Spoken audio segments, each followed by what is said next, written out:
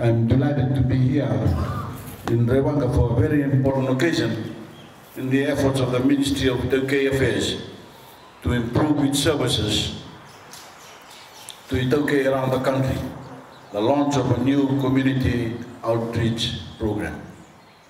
My fellow Fijians, after a long week in Parliament, I couldn't be more pleased to be with you this evening. As far as I'm concerned, the true business of government takes place in the grassroots, amongst the people we serve.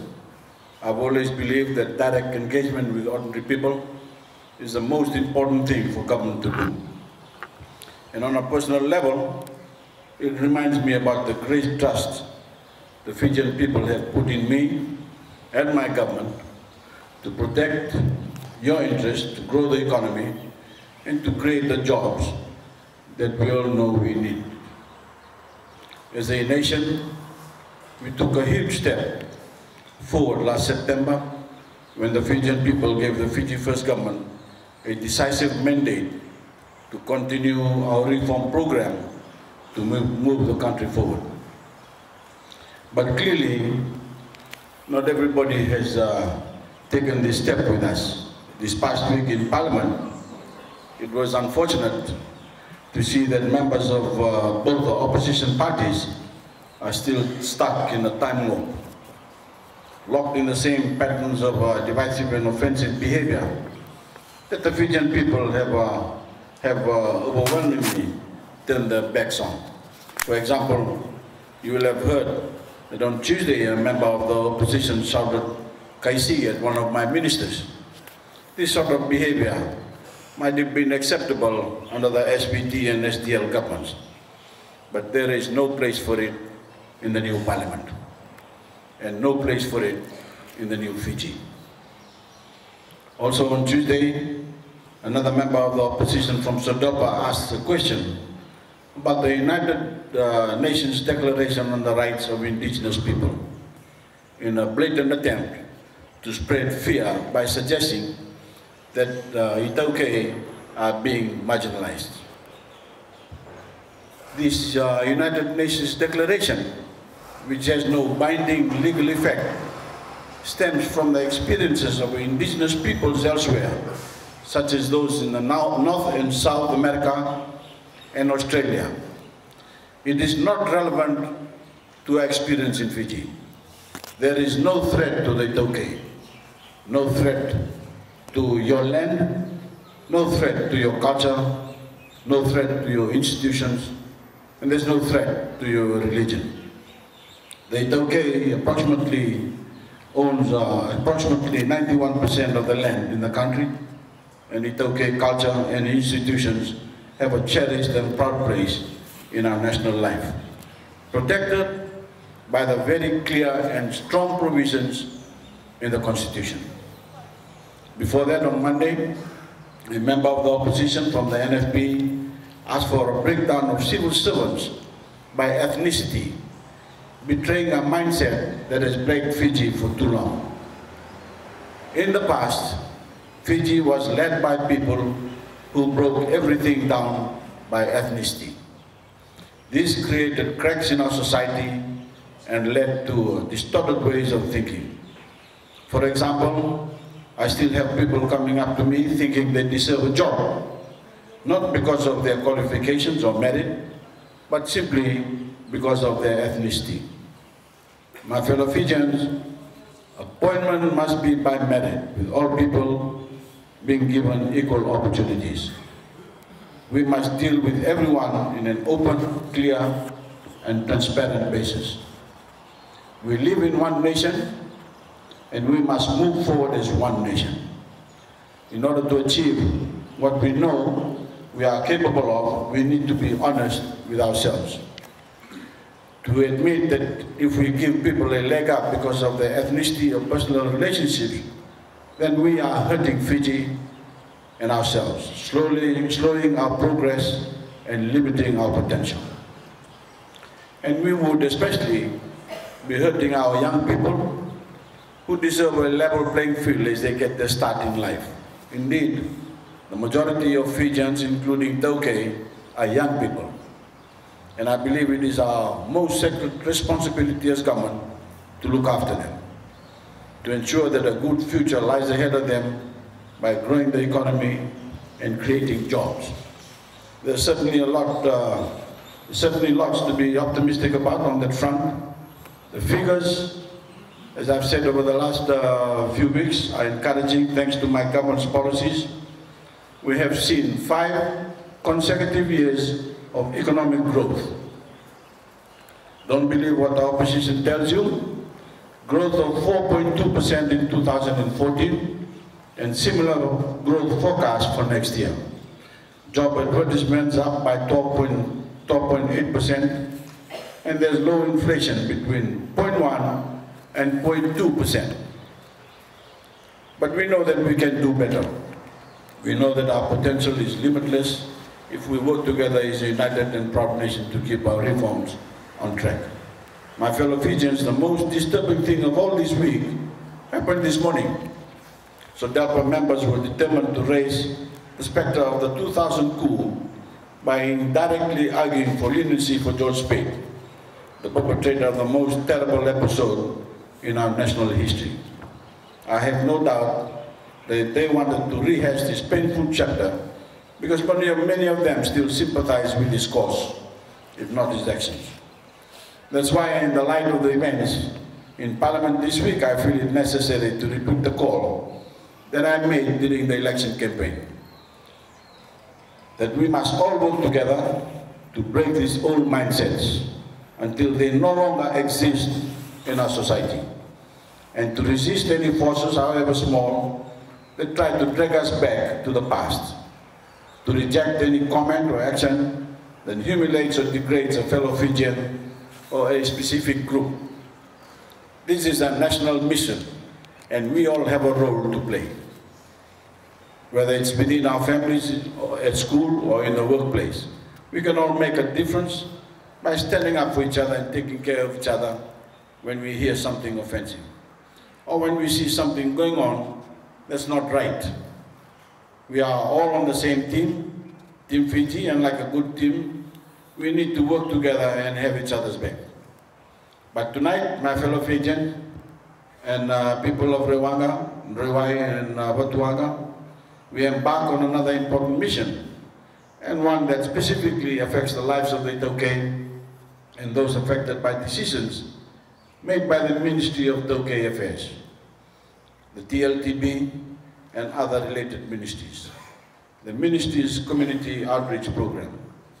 The goal of this program is very simple.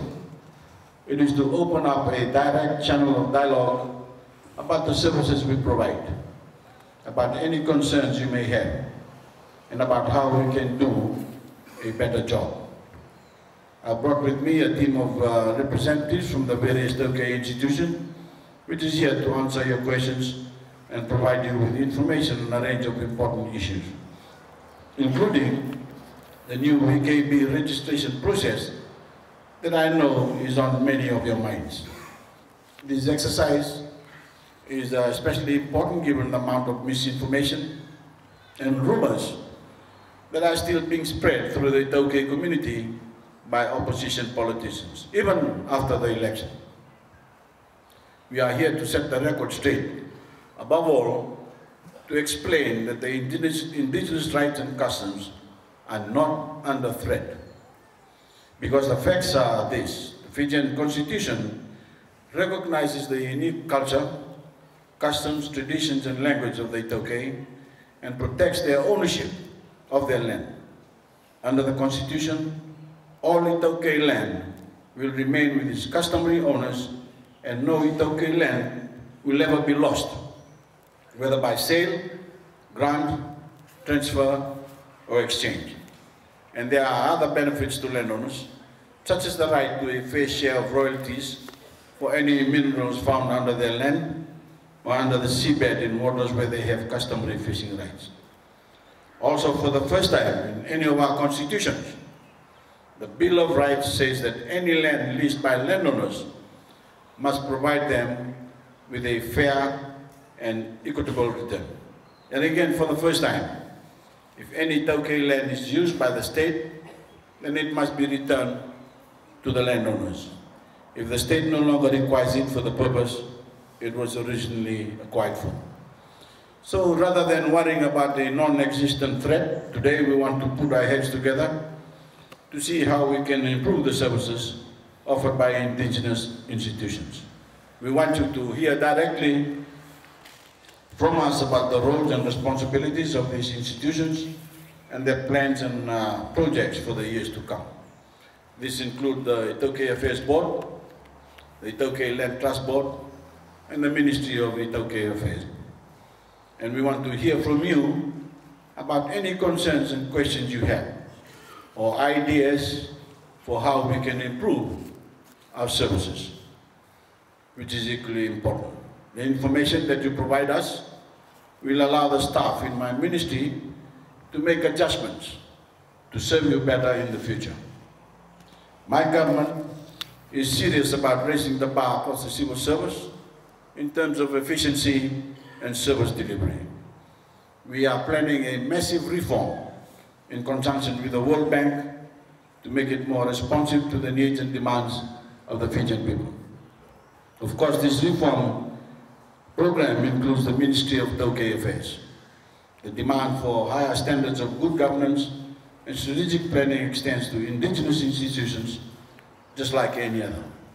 This means more accountability and transparency, especially within the provincial and Tikina councils.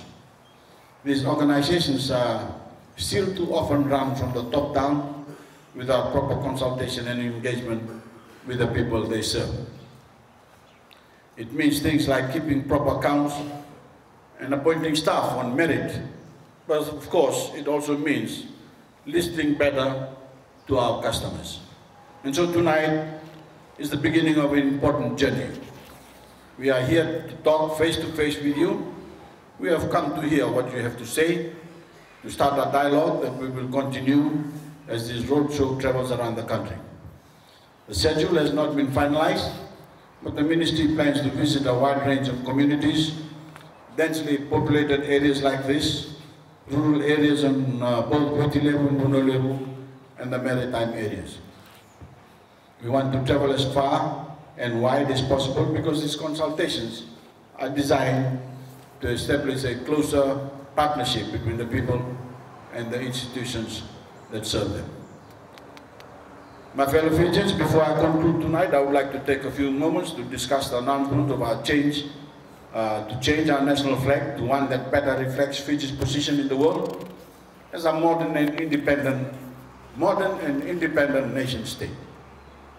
We believe that Fijians share an aspiration to have a national symbol that reflects our present state as a nation. As I've said before, this is in no way a repudiation of our existing flag or of our very friendship with Britain. I know that some Fijians have expressed concern that this decision is an attempt to turn our backs on our past or to serve all links with the British. Nothing could be further from the truth. I want to again stress that Britain remains our friend and we will always value our historical link to Britain and the British Crown. But it is time to dispense with symbols that speak more about our past than our future, to sever links that are no longer relevant in our national life. As a proud and independent nation, we deserve symbols that are unique and indigenous to Fiji, that we can all be proud of, that reflects our aspirations in the 21st century as a country that is charting its own course in the world. As I've outlined before, this change will take place through a national competition for the design of the new flag, followed by a series of broad consultations across the community on the appropriateness of those designs. The process will be inclusive and based on a general consensus. All Fijians, especially young people, are encouraged to enter the competition. We want people to put their imaginations to work, and every submission is welcome. As a first step, at the same time we launch the competition, we plan to announce a national panel of citizens, chosen from a broad cross-section of Fijian society. The panel will begin the process of reviewing the entries in order to determine the final selection for submission to the public. I will be writing to the leader of the opposition in the next week or so, inviting her to make nominations for the panel, which we expect to have set up by the end of February. Fijians will then have 2 months to create their designs and submit them. A single design may not be the final design, but it might form the basis of a wider design and play an important role in the final outcome. Most importantly, the whole selection process has been designed so that we will be ready to hoist our new flag on the 45th anniversary of our independence, October the 10th, 2015. This will be a proud moment for Fiji, and one that I'm sure we will all remember for the rest of our lives. More details on the competition and the national panel will be announced in the coming weeks. But for now, I do not want to make a long speech tonight. I want to hear what you have to say. And so, ladies and gentlemen, it is my pleasure to declare the iTaukei Community Outreach Program and Roadshow open.